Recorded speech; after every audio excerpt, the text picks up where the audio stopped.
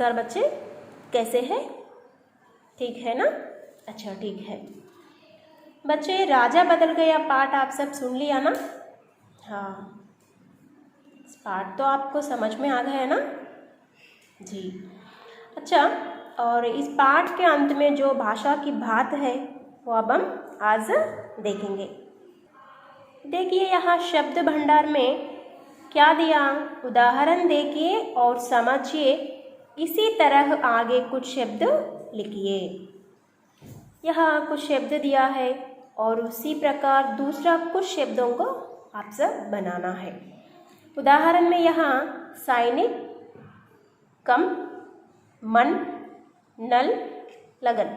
इसका मतलब है कि यहाँ ये पढ़े तो हमें ये समझना है कि शब्द के अंत में जो अक्षर है, उसी अक्षर से दूसरा नया शब्द बनाना।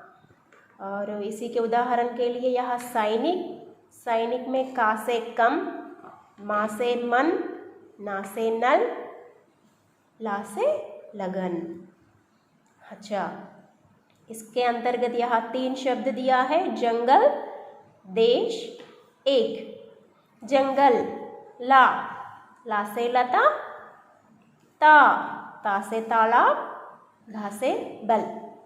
दूसरा है देश में अंत में शे, शहर, रा से रच, जा से जल।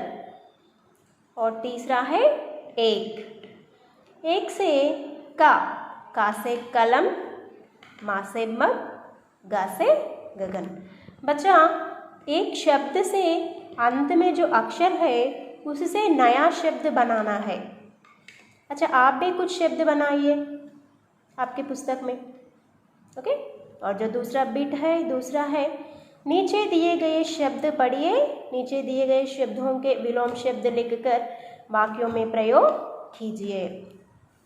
బచ్చా వాక్యం में ప్రయోగ करना मतलब ఓన్ సెంటెన్స్ అంటే సొంత వాక్యంలో ఇక్కడ కొన్ని పదాలు ఉన్నాయి కదా, ఆ పదాలకు విలోమ శబ్ద मतलब ఆపోజిట్ వర్డ్ రాస్తూ దాన్ని ఓన్ సెంటెన్స్గా అంటే సొంత వాక్యంగా రాయాల్సి ఉంటుందనా। यहाँ पास, बड़ा, गरीब, देश। पास का ऑपोजिट है दूर। पास नियर और दूर అంటే पार, ओके। बड़ा, गरीब, देश।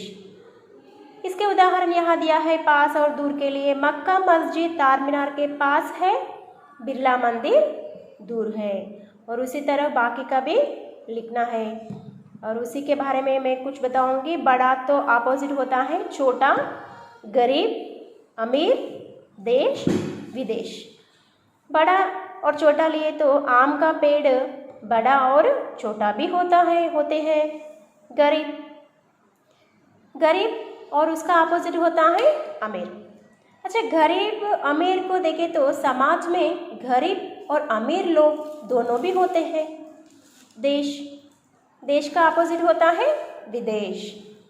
आजकल क्या कर रहा है, बहुत सारे बच्चे ने अपने पढ़ाई के बाद विदेश जाकर वहाँ अपनी नौकरी कर रहे हैं, है ना।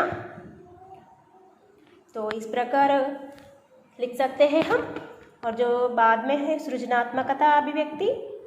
सृजनात्मकता मतलब आपने इस पाठ में जो समझ लिया है वो सृजनात्मकता से अभिव्यक्ति करना, बताना है। और इसी के अंतर्गत यहाँ दिया है, इस कहानी के किसी एक घटना को संवाद के रूप में लिखिए। हाँ, किसी एक घटना को लेना है और उसी को संवाद के रूप में लिखना है। संवाद मीन సంభాషణ। ఇక్కడ ఉదాహరణకు మీరు రాజుకి మరియు ఆ రాజేష్కి అయినటువంటి విషయాన్ని కూడా మనము సంభాషణగా రాసుకోవచ్చు, ఓకే। లేదు అంటే ఆ రాజేష్ మరియు రిషి ఉన్నారు కదా, ఆయనకి మధ్య జరిగినటువంటి విషయాన్ని కూడా మనము సంవాద్గా రాయొచ్చు। ధన్యవాదాలు।